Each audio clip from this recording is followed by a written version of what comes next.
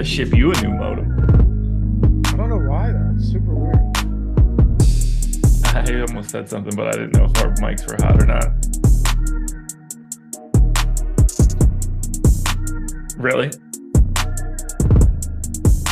All right, well, I'll have to get that fixed. And if it listen, Jordan, you can go. If it does look, go ahead. If it does look better on Monday, go ahead and let me know on next Sunday. Okay. What's going on, everybody? Oh, we're live. The NBA strategy show presented by Prize Picks. Yeah, apparently my video quality hasn't been good lately. Jordan just told me now after a full week of that. So we're in good. What do they call me? 3G Loppy, you said? All right, that's good. Yeah. You ever see The Wedding Singer, Josh? Not in a while. I didn't like it when it came out. Everybody else seemed to. Great movie. But yeah, the information that could have been brought to my attention yesterday. Yeah. You know that.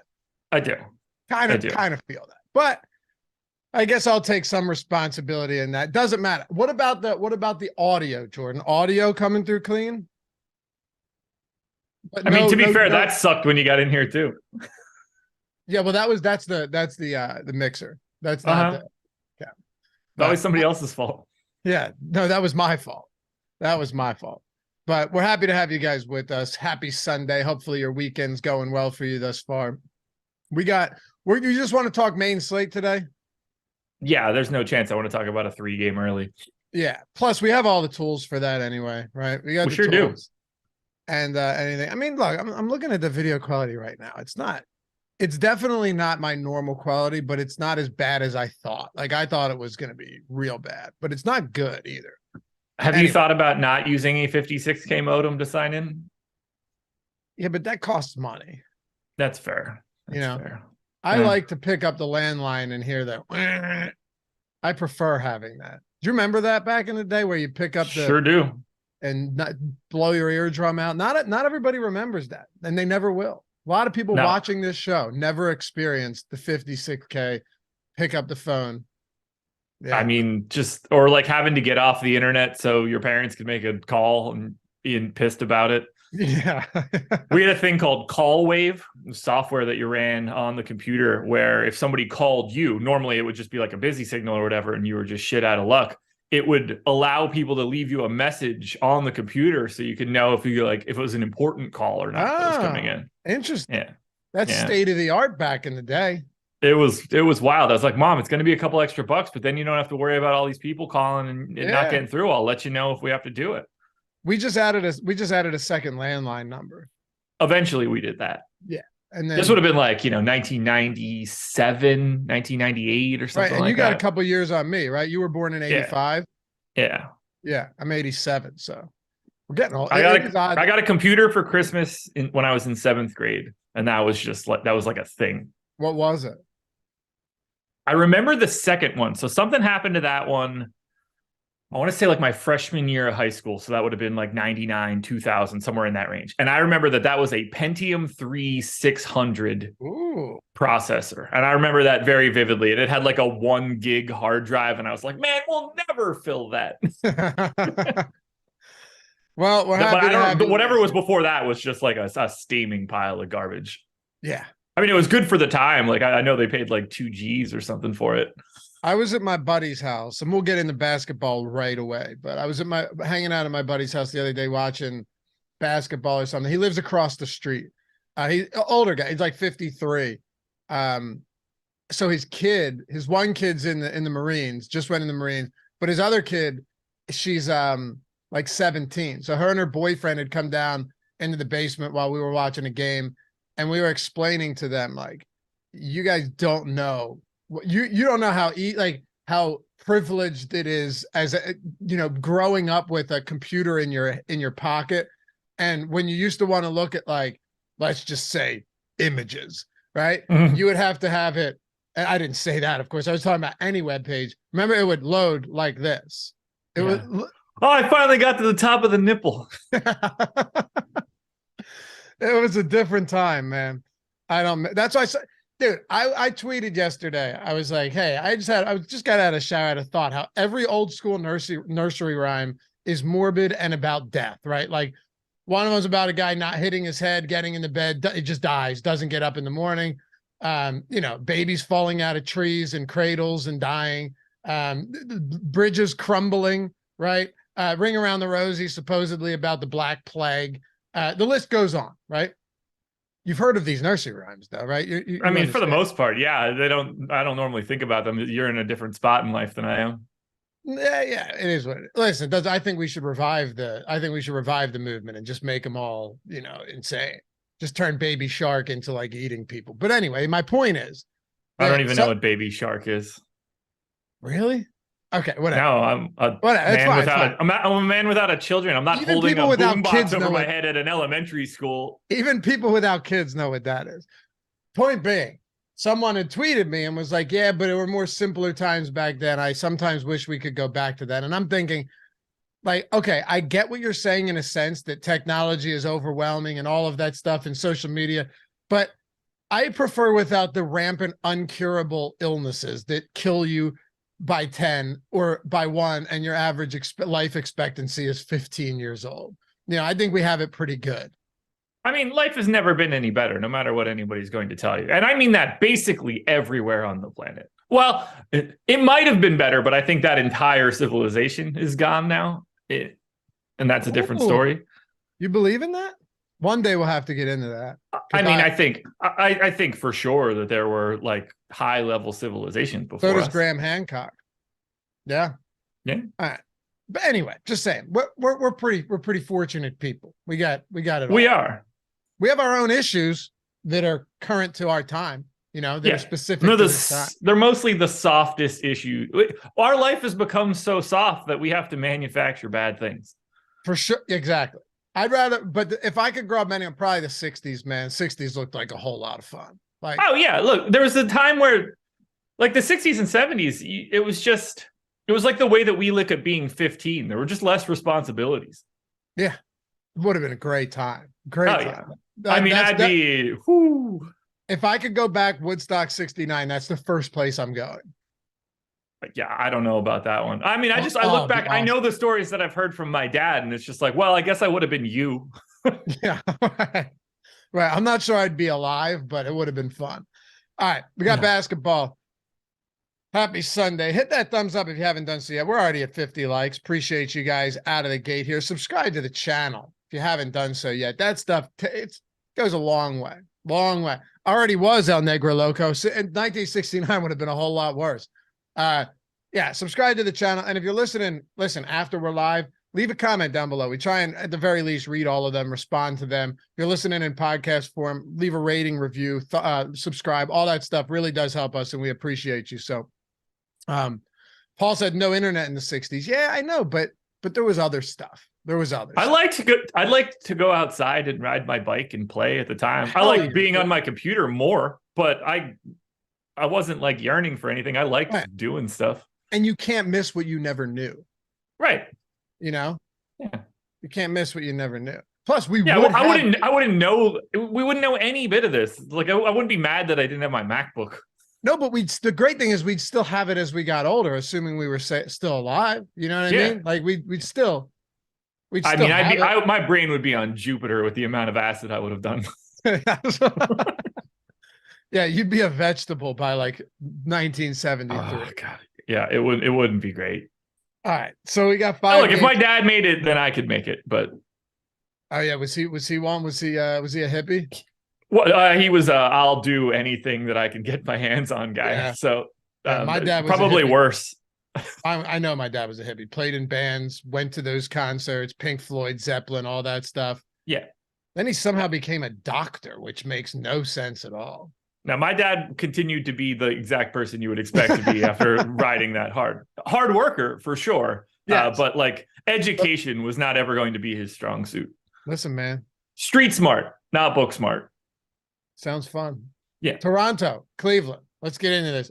216.5 total in this game out of the game. Ugh. So very low total. I mean, really the biggest thing we're worried or we're waiting on now is Fred VanVleet, who's been dealing with these personal things. Is Fred VanVleet going to be active in this game? It is a second of a back-to-back. He didn't play yesterday. So ultimately, like how much right now of Toronto is is hinging upon whether or not Fred VanVleet is on the floor. Like if he's out, does it make anyone a stellar option? I don't think so. It obviously makes everybody incrementally better because you're just taking a guy that's going to play 36 minutes when he's there and turning him into 20 minutes of Jeff Doughton or something along those lines. So it certainly opens up more playing time if he's out. But Pascal Siakam's already 10,100. I mean, VanVleet, if he's in, is 9,700 on DK, 8,200 on FanDuel. You can't even really play him on DraftKings. I don't find anything to be all that good from Toronto, assuming VanVleet is in. I think that you can get to $6,200 Jakob Poeltl in this spot and not feel all that bad about it. If you want to take a run on someone like $5,700 OG Anunoby, that, you know, he's live to play like 34 minutes. You get shooting guard, small forward eligibility. If VanVleet is out, Anunoby, I think, is probably the best option that you can get to from Toronto if you're just combining upside and price. But it's a pretty bleak team right now. The prices are already a bit too high, especially in this economy. Yeah. I mean, Poeltl has looked nice. He's played some big minutes too. Last game yesterday, only 27 minutes in that game. So, I mean, I guess you could say that it's still up in the air. Like I'd say his rotation, his playing time is still in flux a little bit. Sure. But 30 minutes the game before that. I know we were both on the over 7.5 rebounds, and he had 10 in the first half. Anybody that enjoys sweating bets till the end is insane. If I can get them all in the first half, I'm the happiest guy alive. Dude, I've never had a sweat go my way, so I hate it more than anything. You just want it to end, right? Exactly. I mean, last Saturday's UFC card was the worst one of my life, so that was pretty brutal. Dude, I had a 5 prop card the other day. We'll call it a parlay, but you know what I'm saying. Yeah. And it was a late night, the 3:10 p.m. games, and I hit 4 or 5. And the fifth one that I missed was Şengün over points. And it's a little bit less hurtful because he never even came remotely close, right? Like it didn't matter. He had 5 points. But if he had finished with 19, that would have been a killer, dude. Just the way it goes. Yeah. If I win the main event of last Saturday, it's $35K. If you what? If the main event goes my way in last Saturday's UFC card, it's $35K. Instead, it was $0K. What did it She got strangled in the second round. Oh, so it went from like $35K to basically nothing. Yeah, if Andrade wins, I win the GPP. If she loses, I get nothing. What was the line on that fight? I believe she was a slight favorite, but it was basically like a coin flip fight. Yeah, okay. Damn. I wasn't sure if she was a huge dog, and you were like, yeah, if I just won that. No. It was it closed pretty close to neutral. I don't remember for sure, but it was like somewhere in that 100 to 110 to 120, like nowhere big. It was brutal. And I was just in no position to try to hedge. If I could have, I would have just put my entry fees down on the other chick and just bought my way out of a loss, but I couldn't even do that. You're saying just bet the other side? Yeah, I would have just bet the other chick straight up for whatever just brings back all of my entry fees for the day. Right.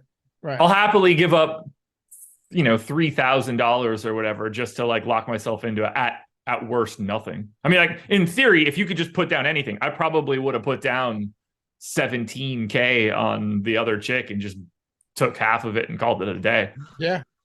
That's what I was going to say. I would have done more than entry fees on that. Yeah. But nope.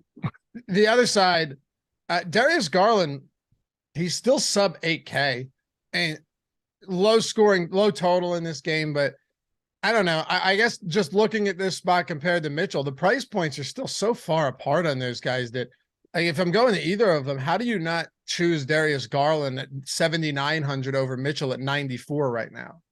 I mean, that's what I'm doing. I have 15% of Darius Garland. I have 3% of Donovan Mitchell. It's just really hard to get to Mitchell at that price tag, especially in this matchup where 219 or 216 total, nowhere near any of these other games. We got games with 240 totals today. So to want to get to a pay up option that I think is a little bit overpriced is just hard, especially when there's someone in his game that is basically the same guy at a cheaper price tag. So Mitchell's the only guy that I would struggle to get to, but it's a 5-game slate.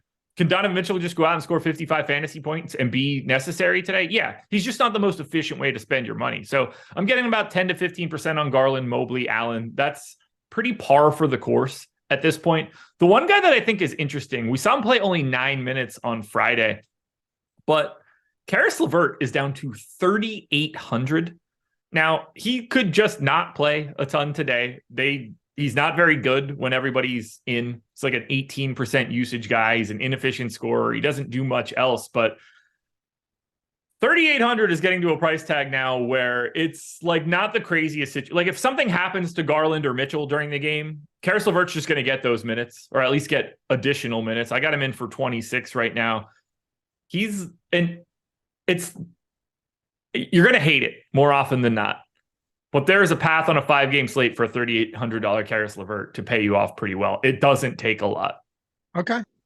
Yeah, that's a low-level GPP play. I don't want to be advocating for him here. Yeah, you're not dying on the Karis LeVert hill. You're just saying there might be some viability there at virtually no ownership at a cheap price point. I get it. Yeah, like he's normally sitting in that like mid-4s range, and you're like, okay, you need a big-time day here. But on a 5-gamer, if you need to squeeze out a little, the problem here is that Oklahoma City is just drowning in value. Minnesota's got it. Houston's got it. Portland's got it to a degree. So we're not reaching for any value right now, but interesting pivot at the very least. In the next game, the total is 25 points higher than this first game, right? Yep. Sacramento, OKC, 241.5. Shai Gilgeous-Alexander, I thought that he was just sitting because it was a second of a back-to-back and he played 41 minutes in an overtime game on the road and then a second leg of a back-to-back on the road the very next day. That's what I assumed was the case. But that's not it. He's actually tending to an injury here. Yeah. So we'll see how that plays out. I want to start with Sacramento though.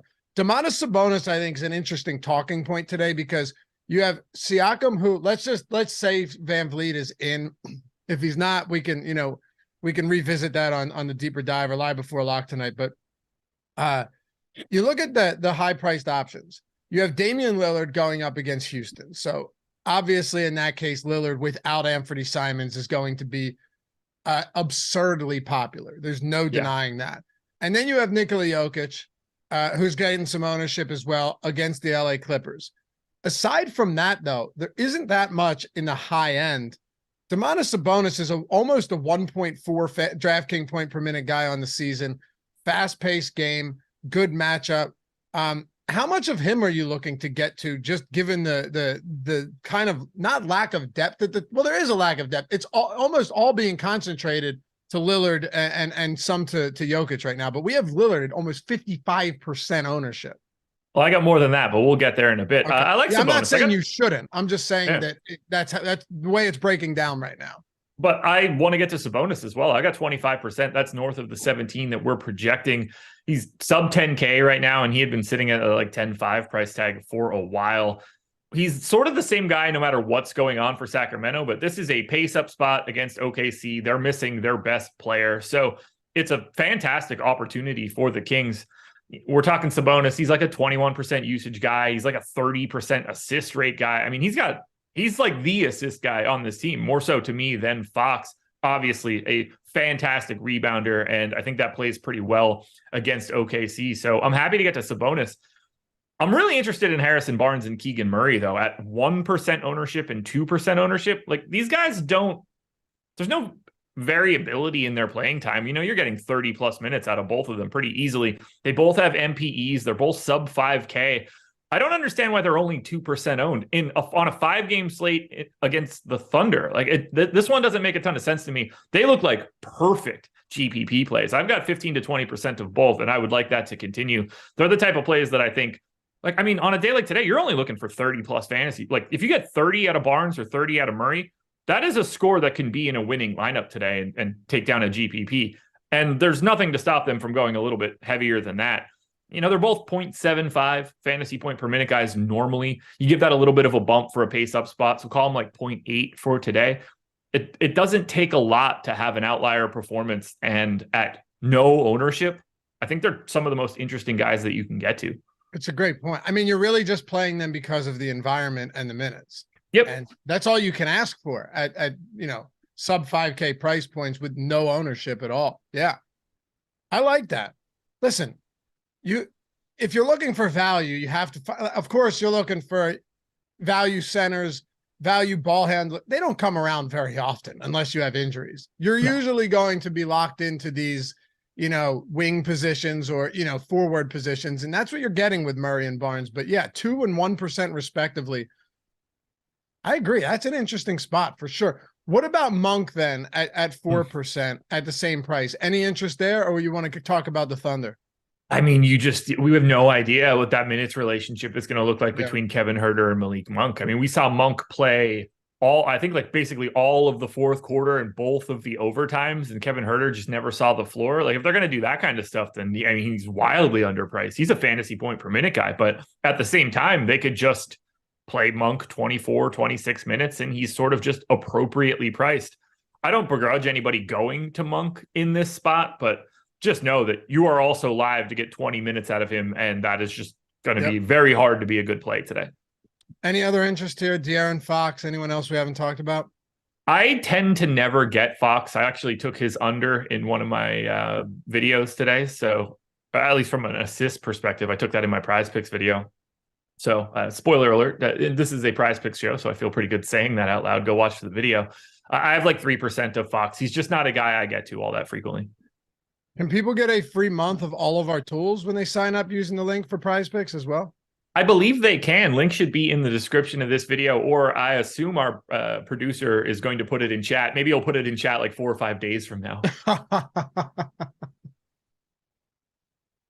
Yo, you guys should check it out though. We've been loving these type of platforms lately. Like we've been tweeting about it, talking about it, throwing our cards out there all the time. Josh has the video. I know he's tweeting his cards out at Josh Engleman. I'm throwing them out there at Lafayette_D. There's something that makes it fun from a community perspective too, man, because like we can all sweat the same card at no detriment to one another. If it loses or if it wins, you're not shit. You're giving out all of the DFS information that you have in front of you here and on the process show and all of that stuff, right? Like, and we want people to win. We want people to use the tools and win. But you're not just going to be like, here's the 150 lineups I'm playing, because that's objectively bad for you. Nobody would do that, right? You're giving the people the information they have, or that you have. And then of course you still have to build your own lineups. You still have to make your own decisions. And something like this, where we all ride the same card, and you don't have to, right? But it's a lot of fun when you can do that. And when we all win, we're just taking money from the house, from the book. We're not taking money from each other. And that's a great feeling. Yeah, there's a very kumbaya experience when you're trying to get in on these prize picks cards. And that's why I'm putting them out. I got the videos every day. We're putting out more on both of our Twitter feeds when we have additional plays. We got plenty of tools behind the paywall that could help you out. It's a more fun way to cheer for it, because in DFS, I want every single other person to lose. I mean, I don't want you to like always lose money. I'm happy for you guys to finish second, but be very clear here. I want to be the person in first place at everybody else's peril. For prize picks, that's not the case. I want 1,000 other people to take the exact same thing that I did, and I want all of us to win. That's the best outcome possible. So join us on this endeavor. Yeah. And by the way, $100 first match deposit bonus. So if you deposit 100, your account says 200. If you deposit 50, your account says 100. You mentioned that they're already sending out like reload offers on emails.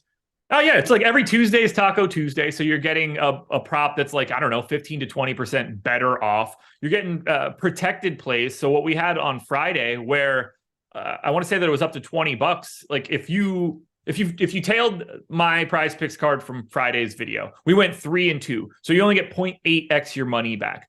But because it was a protected play up to $20, you don't lose that other chunk of money. Like if you put $20 on it, you get that 12 back in bonus funds. They're making you whole again. It's not just those two opportunities. They're running out situations where you basically get free squares from time to time. I got hit up with a reload bonus already. Not that I needed to reload, but they were like, if you want to put in 100, we'll give you another 100. Done. Yeah. Just free money on top of free money on top of free money. And keep in mind too, like I think the one biggest advantage too is if you hit 4 of 5, you're still 2xing. If you, like Josh said, you hit 3 of 5, oh, you only make 0.8 back. That's still way better than you're getting at any traditional parlay. So all of our tools on the site, you're getting free. You got to use the link. Otherwise we can't track you. Outside of just playing there and enjoying it and getting the deposit bonus, it's $120 value. If you were to go over to Stokastic and be like, I want all of the tools for the month, $120. In this case, it's nothing outside of signing up and depositing on Prize Picks. You get into our Discord, you get every tool for NBA and every other sport. So legit no-brainer. Plus, let's sweat some of these together. It really has been a lot of fun recently. So hopefully you guys join us on this endeavor. We make some money together, and you can use all of our tools for DFS, for Prize Picks, you name it, over at Stokastic when you get that free month. So check it out. Links in the description and in chat. All right, on the OKC side, SGA is out.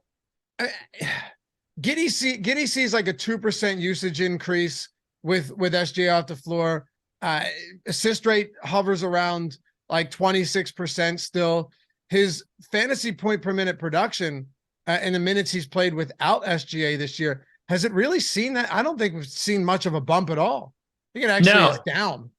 Yeah, he's like, I would never project Josh Giddey to be worse with SGA. That just, it doesn't pass the smell test to do that.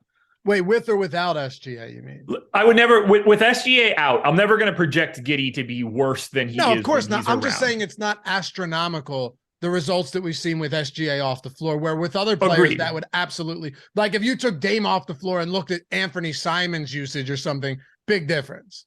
So when I look at it like that, I assume that there's even more that he can get to with SGA not around. But even if you're just projecting him normally, let's not forget, this is a fantastic matchup against Sacramento. This is a high-level offensive environment. Sacramento's defense is terrible. This is going to be a high-paced matchup as well. Giddey's going to have the ball in his hands a ton. 7,300 point guard, shooting guard. We're projecting him for 60% ownership right now. I have 60 as well. I think he looks like one of the better plays that you can get to today. But he's not even the first or second best play on his team. Lou Dort is 4,600. He's the guy that gets the real bump when SGA is out. This dude takes a giant jump in usage. I got him at 24% usage now. He's like a fantasy point per minute guy in this matchup with that pace up spot, with the bad defense, with no SGA. I have Lou Dort in every single lineup that I created before this show started. I also have Isaiah Joe in every lineup that I created. He started for SGA on Friday, ended up playing 36 minutes. I'm projecting him for 28 today, and he's ending up in every single lineup that I put together. So obviously he's capable of playing a couple additional minutes. He's a $3,900 starting shooting guard, assuming he's starting, and he's not a bad per minute guy to begin with. 0.85 as a baseline rate. All those rates go up in pace up matchups. So I have him around a fantasy point per minute here, 20% usage with no SGA around. So I have at this point, lock button on Dort, lock button on Joe, 62% of Giddey. I think Jalen Williams, the center at 3,400 looks great. He's played 26 minutes in 3 straight games. The price tag is insane. He's 23% owned. Completely agree with that. Kenrich Williams is getting 32% ownership. That feels a tad rich to me, but also, I mean, he's small forward, power forward, and sub 4K. So I don't think it's crazy, but 32% just feels a little high. The only guy that I'm not getting to all that much is Jalen Williams, the wing. No why, but he's 3% owned. I have 11, so I'm 3xing the field. He was a guy that I didn't think that I was getting to a lot, but if the field is at 3%, then I don't care that I only have 11. That's just still another stand. You just have to play a ton of Oklahoma City today. Listen, the Kings are bottom 6 in defensive rating. They're top 10 in pace. And you have no SGA on the floor. Everything you just said, yeah, just to reiterate, it's really tough to get away from that. Also, I was surprised to see Dort has a 26% usage rate without SGA this year. That surprised me. What's up? Well, I got to pause something quickly. We got to go back to Sacramento for a second. I know this is going to sound ridiculous. Chimezie Metu is $410 today. On FanDuel. 410. He's a free square. He's a backup center that's going to play 12 minutes, but he's $400. They forgot a zero. I guess. I mean, he should. Yeah, like we're projecting him for 48% ownership. I didn't get a chance to say it before because I wasn't really paying attention, but I need to put that out there that you got to play Chimezie Metu today. on FanDuel, just to be On very clear. FanDuel, yes. FanDuel, he is $410. They forgot a zero. So if they missed a zero somehow. Yeah. I mean, he should be 4,100. Yeah. I mean, he shouldn't even be 4,100, but yeah, he should be 4,100. No, but I'm saying the intention has to have been 4,100. Yeah. Yeah. Yeah. He played 21 minutes on Friday. That's like, great. obviously, that was OT because Sabonis went out. He's just going to play whatever minutes Sabonis doesn't play, but you got to take a shot at that. All I was saying before that 26% usage in 250 minutes for Dort with SGA off the floor this year. That is higher than I expected. Yeah. Dort, I mean, you could run that back for a year or two. Like when SGA is out, Dort just starts heaving. North of a fantasy point per minute too. Yeah, he's to me, he's the easiest play to get to today. Yeah, him and Joe as well. I mean, Joe. So I find Dort easier to get to than Joe because Dort is always playing 30 minutes, even when everybody's healthy. Like he's the person that doesn't deviate. Isaiah Joe can just simply not start the second half because they go to Lindy Waters, and you wouldn't be surprised by it. Like they don't do weird shit with Lou Dort. Encouraging though that Joe played 36 minutes last game and got up 17 shots. Without SGA. So if you would have if you happen to get another 35 plus minutes from Isaiah Joe today at that price in this matchup, you are going to want him, no doubt. He should. I mean, look, I gave him 28 minutes and I have 100% of them. So there's your reference point. If you get more minutes, that you have 100% of Joe right now. Mm-hmm. Okay. Yeah. This team is just so easy to get to from top to bottom. No doubt about it. Let's move on because that's actually as simple as it gets. Yeah. Quickly, just how many are you willing to have in the same lineup on a 5-game slate? 4. Okay, so you are. Yeah, I mean, like in theory, you can go more than that. It depends on what kind of contest you're playing. Like I haven't looked at any cash games, but like 4 tends to be like sort of my theoretical limit without getting crazy. Yeah. Yeah. All right, Minnesota and Golden State. Let's talk about Minnesota and Golden State here. Timberwolves 2-point dogs. 233.5 point total. Jalen Noel, Taurean Prince questionable. Those are your 2 spots here. Outside of that, everybody else will be active, or at least as of now should be good to go. Looking at the top of this one, though, I mentioned Sabonis as one of those, high 9K guys. Lillard's getting so much ownership if you're paying premium. Of course, though, you have some cheap Oklahoma City players that are going to open it up. I mean, my guess is if you didn't have a lot of this value for OKC, you wouldn't see $9,500 Anthony Edwards at 26% either. I am shocked right now that I don't have as much Anthony Edwards as I thought I was going to get because he grades out so well at that $9,500 price tag. Pace up spot against the Warriors. No Steph, no Wiggins. We don't know the status on Draymond right now. He's 26% owned, but by all means, if you want to look at Anthony Edwards as a great play today, you should get a lot of him. I have him properly owned. Didn't show up in my lineups right now. I think it's just because I have enough salary to get even higher than Edwards. Dame is really breaking things. I like Kyle Anderson at 5,400. That dude is infuriating to roster because he'll go for like 7, 7, 7, 1, and 1, which gets you kind of close on a 5-game slate. But every once in a while, that dude just hangs a banger and you got to have him. So he's my second most interesting guy here from Minnesota. Gobert at 7,700 by all means. Mike Conley at 5,800 by all means. There's a lot of individual things to like for today. I don't love Naz Reid, but obviously if you don't have Gobert in a lineup, he becomes viable. The Taurean Prince news will be interesting. We saw 24 minutes out of Nickeil Alexander-Walker on Friday. I assumed that dude wasn't even going to play when he came over to Minnesota, but I guess not. If Taurean Prince and Jalen Noel end up out, Nickeil Alexander-Walker is a $3,200 point guard shooting guard.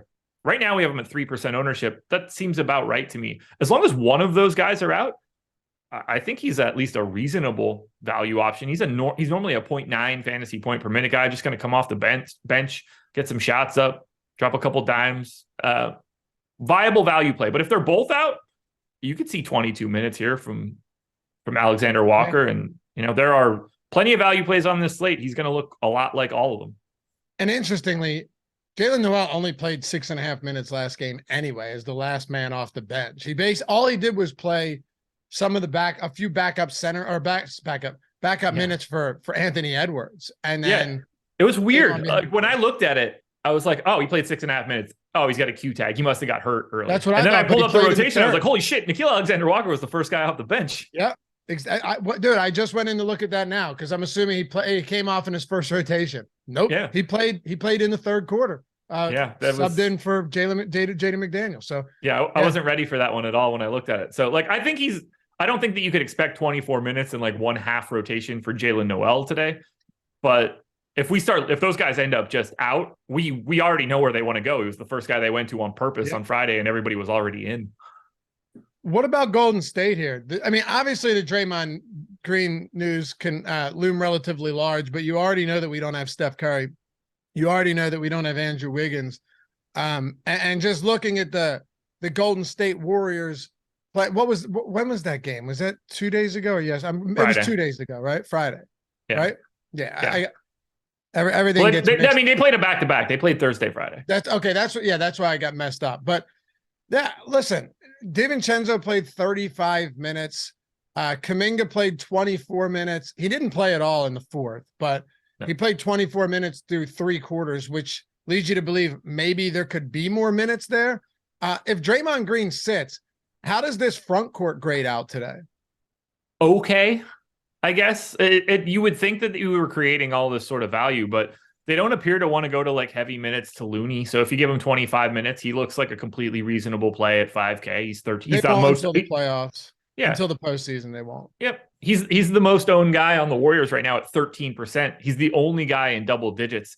Like, DiVincenzo's going to play 30 plus. You're going to get 34 minutes ish out of Poole and Thompson. I don't think Clay's going to make 12 threes again.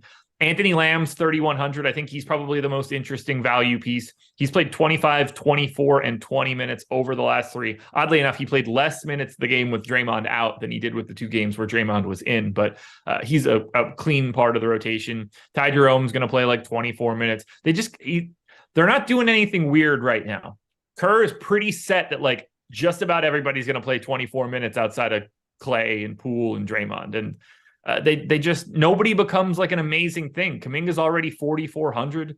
They don't appear to be playing him massive minutes, 22, 25, and 24 over the last 3 with Wiggins out. They're just not giving anybody full run other than the guys you would expect.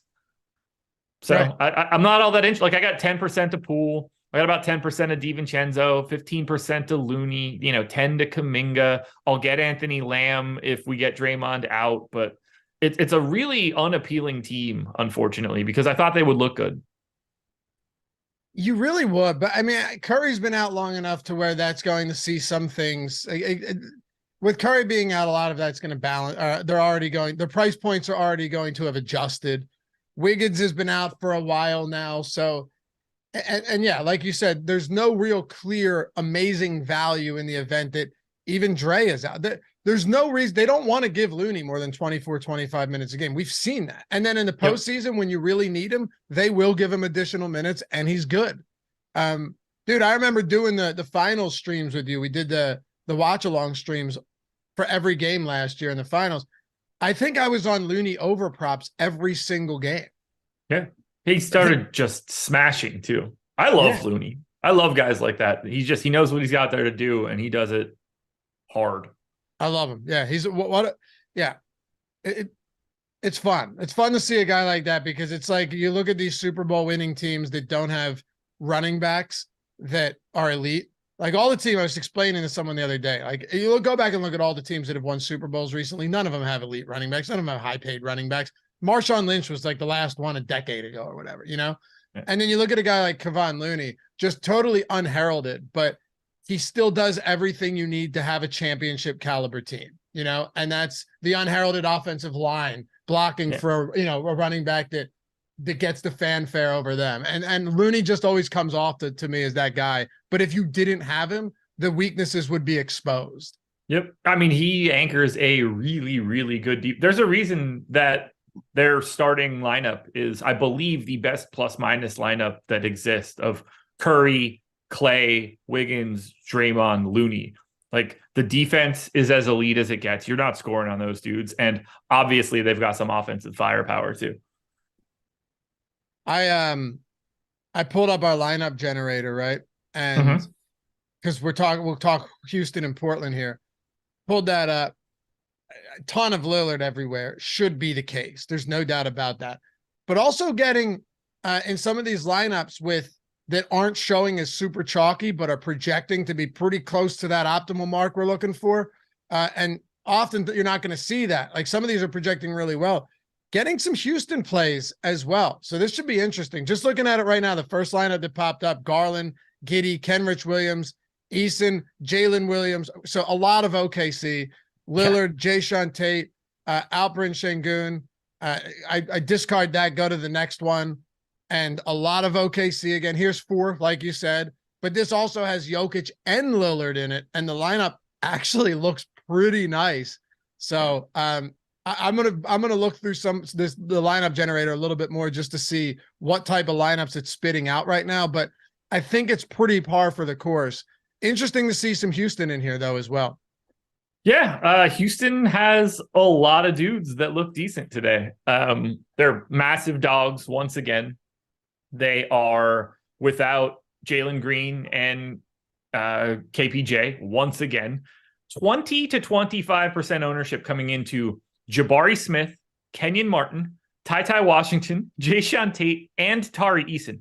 I don't understand the Tari Eason ownership at all. I don't understand why anybody's doing this Tari Eason thing. Is he good?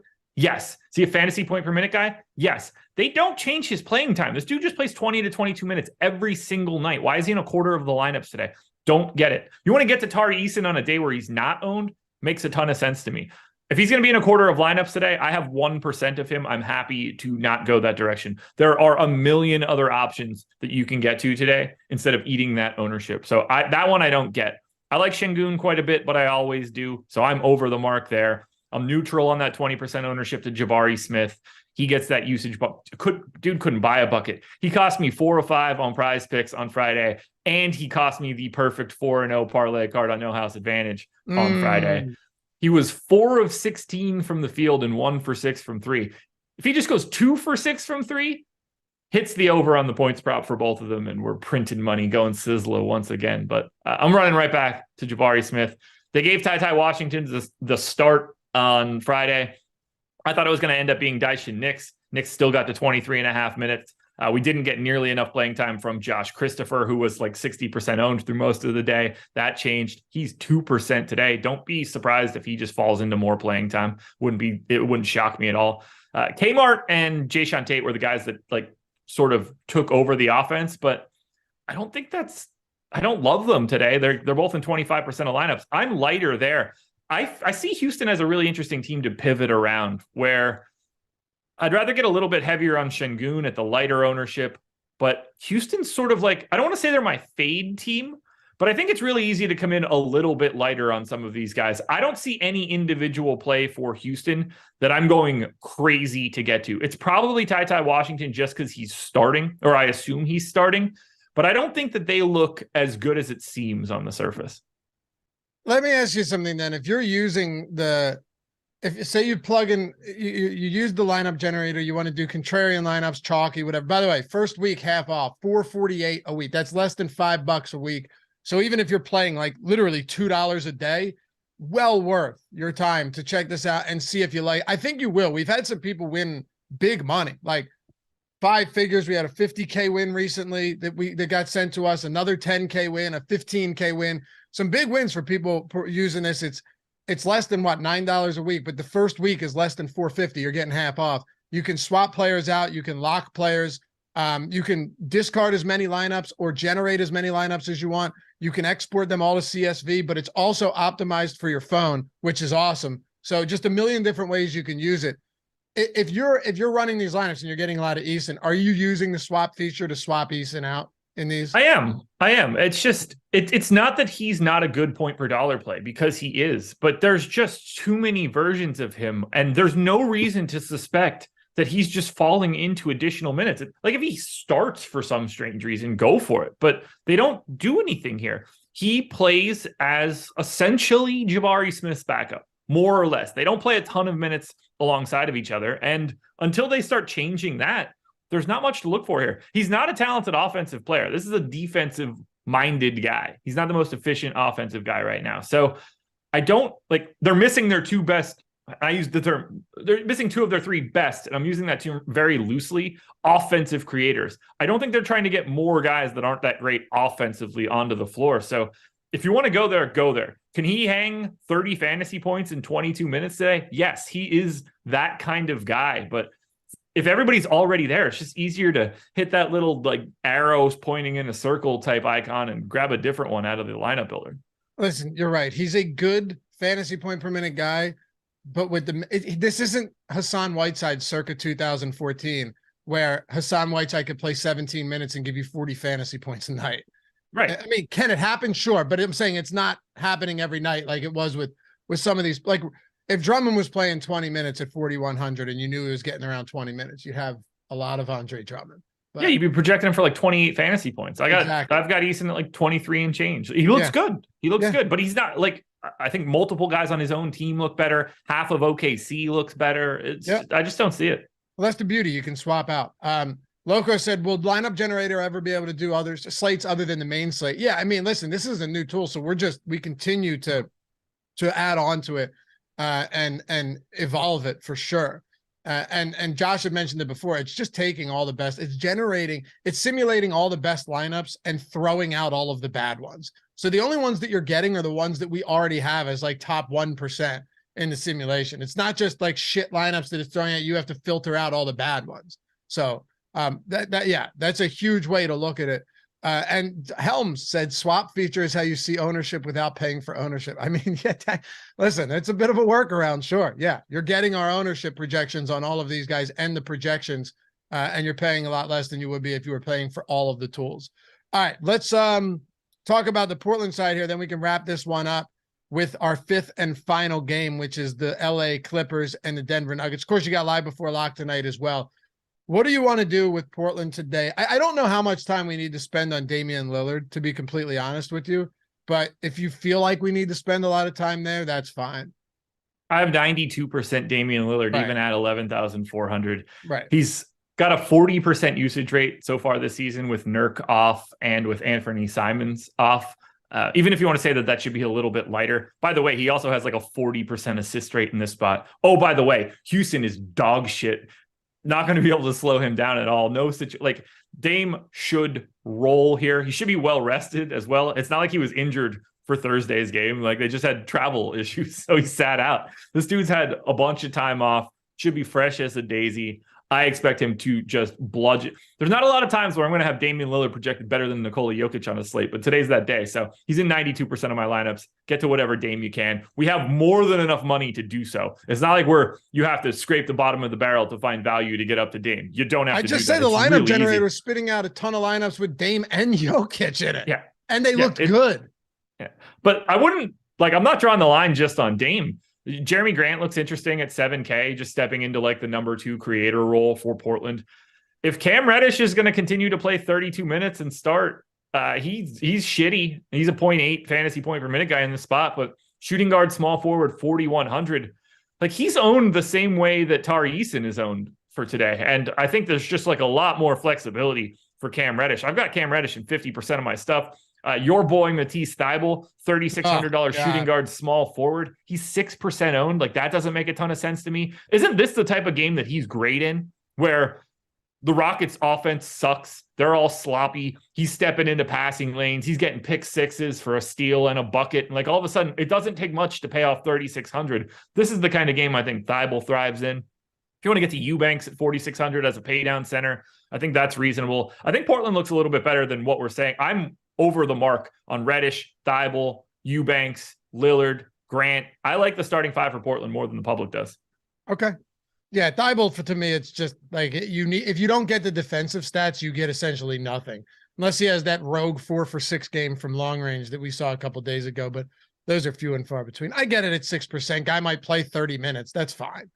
All right. 650 people watching, 146 likes. There's gotta be 54 of you out there that can hit that thumbs up and get us to 200 to atone for your sins here on a Sunday morning. I mean, what better time to do so? Wash yourselves clean of that stench. Bow down before the YouTube overlords. You guys know the drill here. It helps us a ton. Yes, helps us a ton. We appreciate you for it. takes a single second. And if you hate this show, you hate Josh and myself, even Jordan Klein behind the glass, you can't stand him maybe. Well, just hit the thumbs down, but make sure to do it twice. All right, let's wrap this one up. LA Clippers, we already got to some very high-owned players throughout this slate, despite it only being 5. Some of these just super concentrated in a lot of spots. The Clippers just not one of those teams today. No, I don't see it. I have 2 shares of Paul George at 8,300 and 1 share of Russ at 7,100. I do not have any other part of the Clippers. As long as these assholes don't go to multiple overtimes and score 170 points again, I'm going to be pretty happy not getting here. But we're talking about 2 of the 10 slowest teams in basketball. We're not expecting a ton of possessions in this one. The total doesn't look great. We're still trying to figure out how they're going to integrate Westbrook. There's a lot of individual guys that like to shoot, and I don't know how that's going to shake out here. The highest owned guy in this matchup is $3,600 Marcus Morris at 6%. He played 25 minutes, and I think that's sort of a minutes cap for him right now. Like, I gave him 26, but they went to that double OT game. He didn't play the overtimes. He didn't play, I believe, all of the fourth quarter as well. So I don't know if he's able to play more. That $3,600 price tag is going to get blown out of the water once he can. And like, because if you knew you got 32 minutes out of Marcus Morris today, he would be projecting aggressively well. We got massive minutes out of Batum.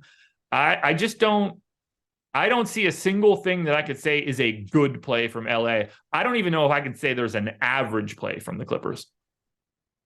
I'd say Nikola Jokic is an above average play today. Only 27 minutes last game, but they were down by 35 points. Like, the entire starting lineup played 27 minutes was the most played with KCP and Nikola Jokic last game. Nobody came back in the final 15, 16 minutes of that game. Nobody was out. They got absolutely routed by Memphis. So throw that in the rear view. That means throw that in the garbage. Really, that means nothing. We just, you have to assume that Nikola Jokic is going to continue to be one of the best per minute players in the entire world. And that's what ownership is doing right now. And it's very easy to get to these guys with the value that we have on some of these teams. I'm going to say it right now. It's going to be controversial. I don't have much Jokic. How much do you have? 7%. Okay. But you have over 20% Sabonis right now, which makes sense.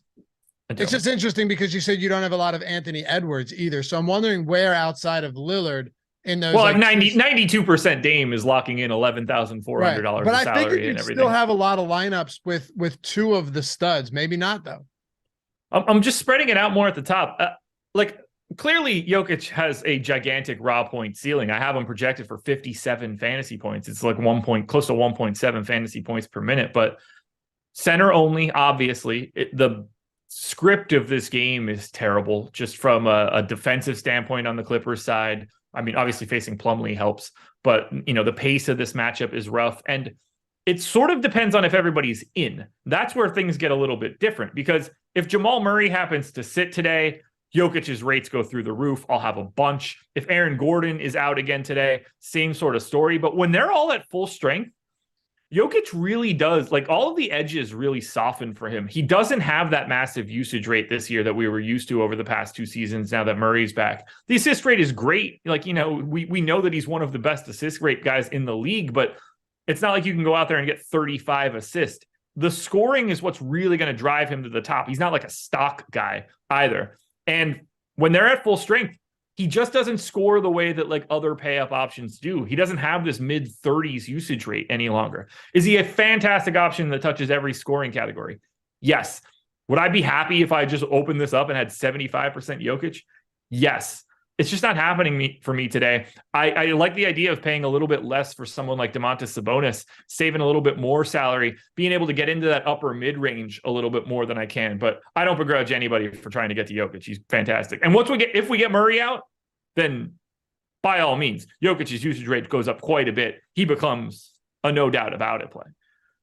I mean, at this stage of the game, it would be like, do we think Murray plays on the second of a back-to-back?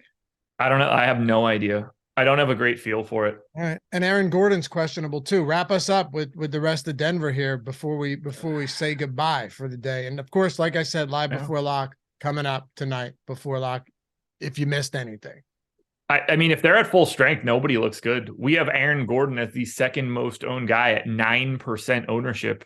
That's nothing. I didn't really get to anything here other than Murray. If Murray ends up out, you incrementally bump everybody. But these guys' prices are sort of where they're supposed to be. Aaron Gordon's missed the past 5 games. So we've started to see that sort of change already happen in the pricing.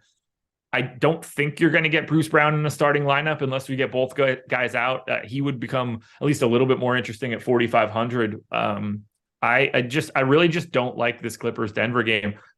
I'm hoping that it's just a complete washout. I would really like Murray to play and Gordon to play, so I could just largely ignore this one. Well, that'll do it. Hey, appreciate you guys hanging out as always. If you guys, by the way, 4 to 5 p.m. Monday through Friday on our Odd Shopper channel, where Josh's Prize Picks video is every day, and you should check out 4 to 5 p.m. live betting show. The Odd Shop is coming to Odd Shopper. Very excited about this. It's going to be awesome. We're going to have a lot of guests. We're going to have a lot of fun. And then you can go straight over to the Deeper Dive and Live Before Lock. Make a fucking night out of it, fellas. And hopefully we'll see you tomorrow on the Odd Shop, 4 o'clock Eastern time. We'll run that all the way through Friday. New little thing we're doing in the betting space. So love to have you guys hang out. Have a great rest of the weekend. Follow Josh at Josh Engleman. Check out his Prize Picks video. Check out Live Before Lock. Follow me at Laffy_D on the Twitters. And thanks to Jordan Klein as well for producing this one behind the glass. Peace. No thanks to Jordan. I mean, really.